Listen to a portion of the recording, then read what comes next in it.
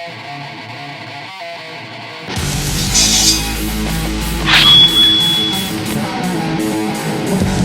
between the iron wall, the light shines through the door. The missing sound, the heat will rise, deadly to the core. The trigger chains will tear through you, the dark grace. Hello, everyone, and welcome to episode number 5 of the Game Nights audio podcast. I am Swag, and of course, I am joined by game reviewer virtuoso Kwing. Hey, what's up, gamers? Thanks for listening. We're on to our 5th show now, so bust out the champagne. It's time to celebrate. That's right. The 5th show here is definitely going to cement us. We've got some awesome stuff that we're working on right now as far as securing guests starting next week. We may even start syndicating on other websites and stuff. There is a lot of stuff that's going on with Game Nights. As we speak, Kwing and I are definitely very busy, aren't we? Oh, really busy. You guys also, on the Game Nights channel, there's 2 reviews. One is a virtual console title of the last game that came out last week on the releases, and the other is part of the new Play Control series, the Mario Power Tennis. They're right. Short reviews, but we said reviews and more stuff's coming. Just keep staying tuned, like every week something will come, you know. Yes, just so you guys know, on the Game Nights channel, we will be posting at least one video a week on top of the podcast. So, you know, we unfortunately can't post the entire podcast, but, you know, we will be posting the, 10 minutes at least of the podcast and a video on top of that, whether it be an interview, whether it be a review, or, something. There will definitely be something every single week on the Game Nights channel. And also just, so you guys know that the, reviews that are on there might not necessarily be the kind of reviews that we do on our normal channels. So that's why, the Kwing's latest one was also a little bit shorter of a review. So, because we're still going to have, my Swag Show episodes, Kwing's, in-depth reviews are still going to be on both of our respected channels, but this is going to be extra stuff that you see on Game Nights. We're branching out to get more noticed and to do some things that we both have wanted to try, and it's going to be interesting. We also have a comment section that we've been reading about on our Got Game sister site. So you guys are welcome to go over there. You don't have to worry about making an account. You can sign in as a guest and just leave your comments, and we'll read them on the air.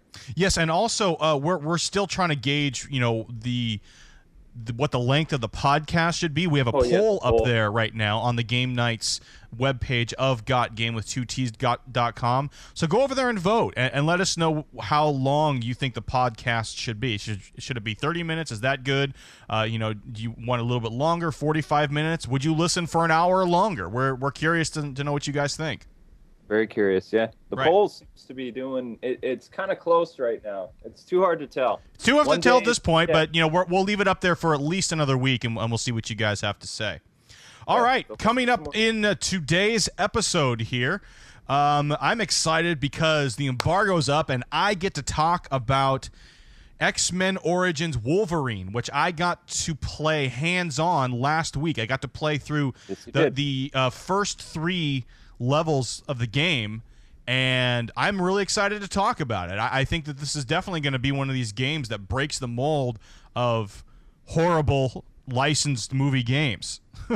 And that will be coming up in the Now Playing section of our podcast, which will be coming up later on. And I also will be able to report a little bit on the Transformers game, Revenge of the Fallen, which will be coming out to support the movie. I don't think that it's probably going to be as good as the XMEN Origins Wolverine game, but again, we will get to that after the new releases, and which will be done by Kwing, and we are going to start off with some news from me about gaming. News with Swag.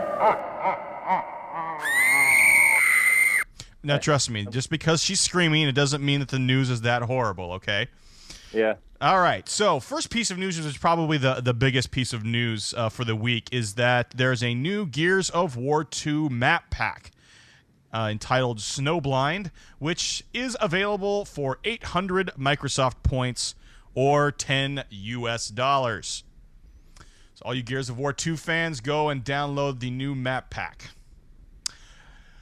Now, this is a piece of news that it really it was one of these things where I read the headline and then I read the piece of news and I was like, oh, that's kind of disappointing. And the headline was that Area Games guarantees fun or refund. And I was like, oh, wow, these guys, are so confident in their game that they'll give you a refund if you don't like it. Well, no, that's not really what it is.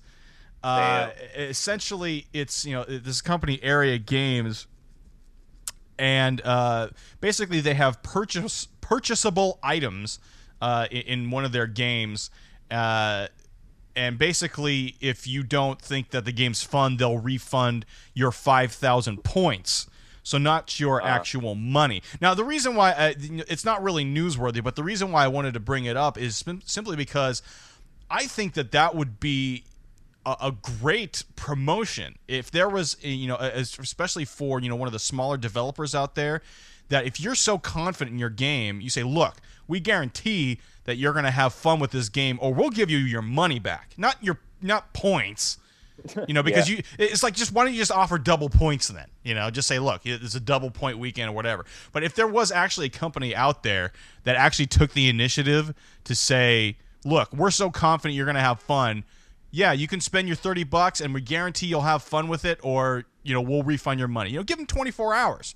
Say, you buy the game, you download it, you pay X amount of money, and within 24 hours, if you don't like it, request a refund, and we'll give you your money back. I mean, it's a big risk, but I mean, think about the headlines that would make.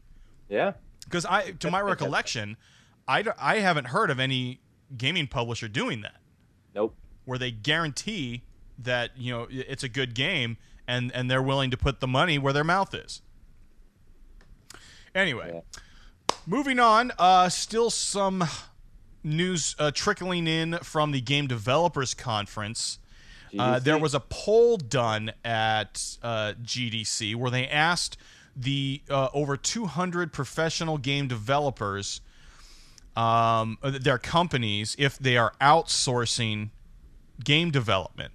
And that number has risen 10% between 2007 and 2008, from 76% to 86% of companies are now outsourcing game development. And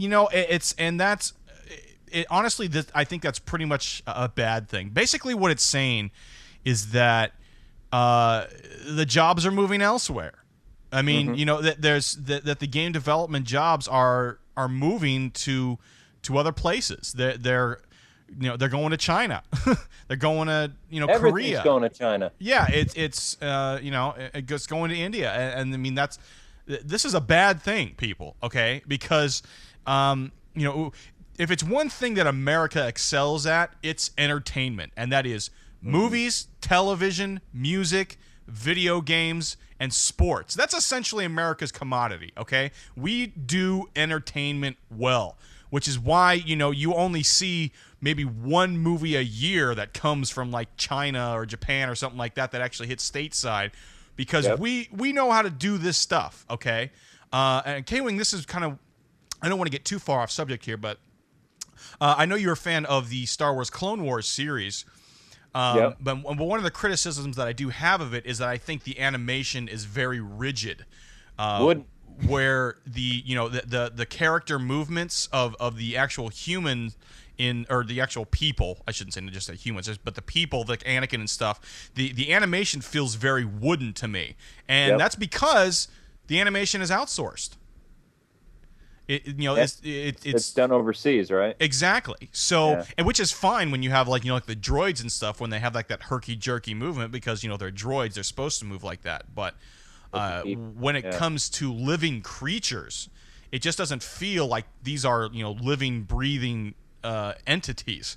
Pinocchio Jedis. Right. So, and I also know that a good percentage of this is also game testing. There's a lot of developers now that are outsourcing game testers.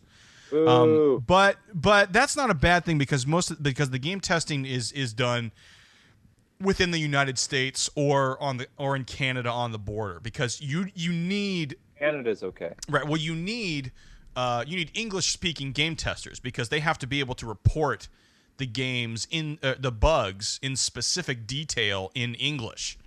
Yeah, I don't want a Afghani doing a beta test and because it wouldn't be in their language. Exactly. So that as far as the game testing goes, I mean that the outsourcing that is not an issue because that is still done within in the English speaking world.